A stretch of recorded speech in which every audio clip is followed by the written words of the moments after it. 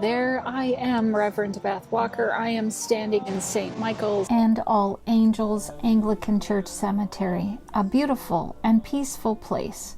I could spend days here reading the headstones, the names and the date someone was born and died, with that mysterious dash in between where the life was.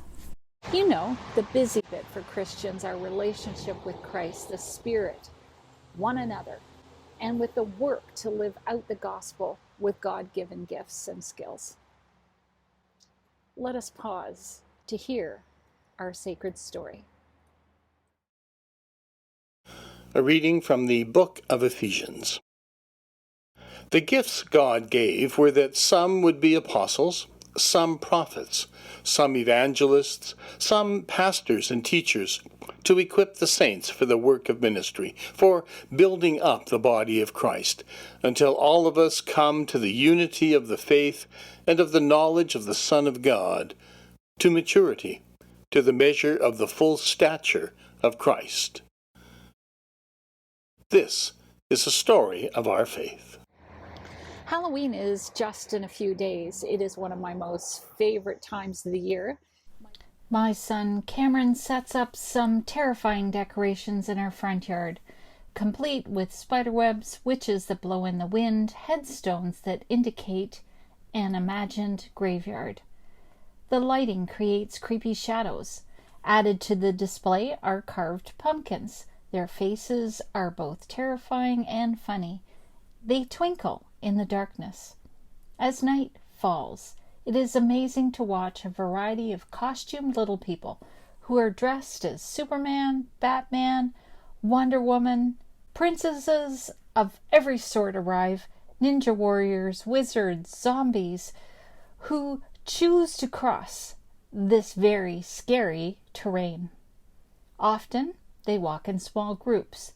They dare to knock on the door and say at the top of their voices, "Trick or treat!"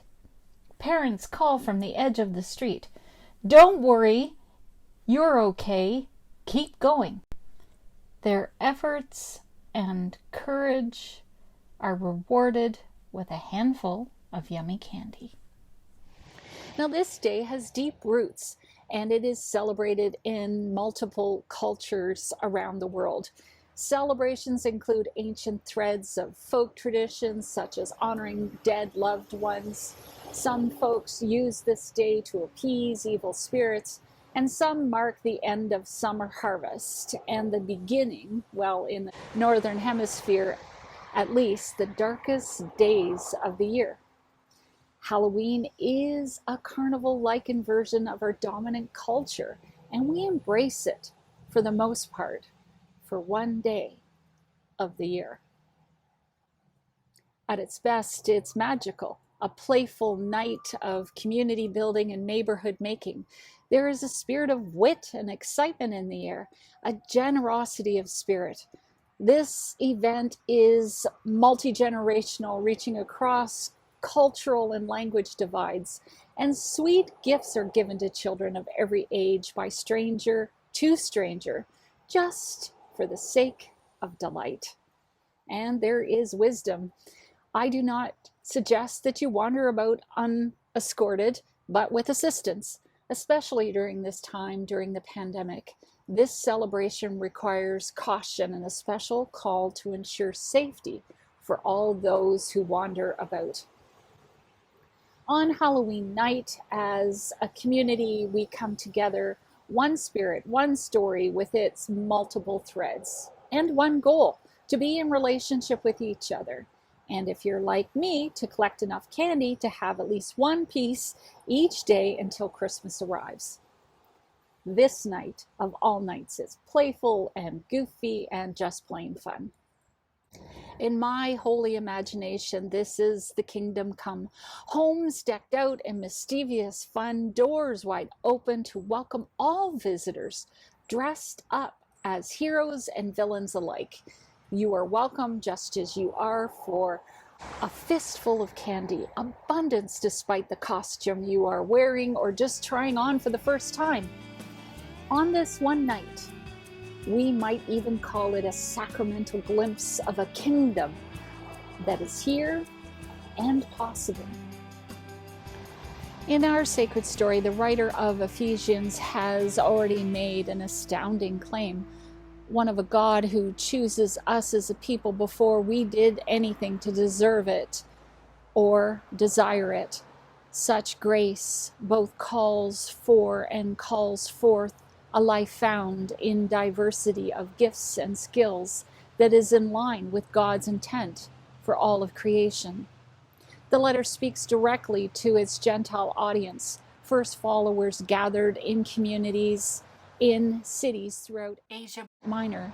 These cities already were ancient in Paul's day, and they were in major urban areas with a multiplicity of diverse population that included artists, tradespeople, religious groups, and social classes that were typical of the Geo-Roman city.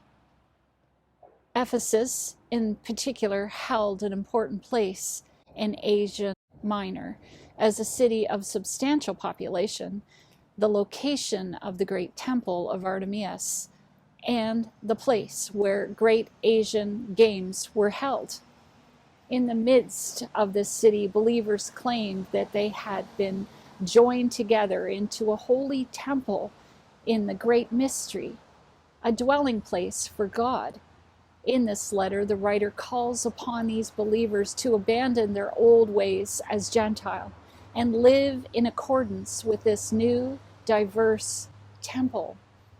The author of this letter has laid out that it is the love of God through Jesus has broken down barriers between all people, offering a new covenant, reconciliation, and koinonia to all. As a church, it is more important than ever to creatively unfold the essential aim of the church, understood as koinonia. Those who are in koinonia are in a deep relationship with Christ, the Spirit, one another, and with the work to live out the gospel with God's given gifts and skills. And once you've seen a glimpse of this grace that walks with you on your journey, you will never let it go. This text reminds us that we are held by the calling of God. We are given and shaped by one another and by the Spirit. And as the church, we are united in God. We come just as we are, with a multiplicity of gifts and skills. Among us is the apostle, the prophet, the evangelist, and the pastor-teacher. I would add a caregiver, the mystic, and artists, all working and revealing and discerning within Christ's body, the church, until we're all moving, sometimes rhythmically and easily with each other, but also in the moments of chaos and wonder, sometimes efficient, always with grace, filled with promise in response to Christ. Why church? Why bother? Why belong? The church at its best is a sanctuary for those souls to worship, to pray, to discern how to use their gifts and turn this broken world toward the kingdom come, an alternative kingdom. Church is a place where we continue to encounter one another at the table, at hearing and singing of the word in silence with art that can open our hearts to more in the ministries of the church. This is a safe place where the efforts are welcomed and encouraged as the hands and feet of Christ. Where else will you grow into Christ, God's gift and promise? And where else will you learn to become a saint?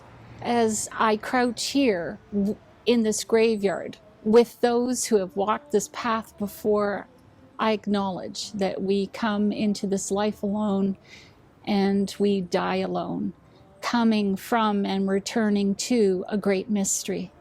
Life, or the great dash, that is written on these stones offer all of us a journey in the great story of our faith. We journey in the company and the communion of the saints. May it be so. Amen, amen, and amen.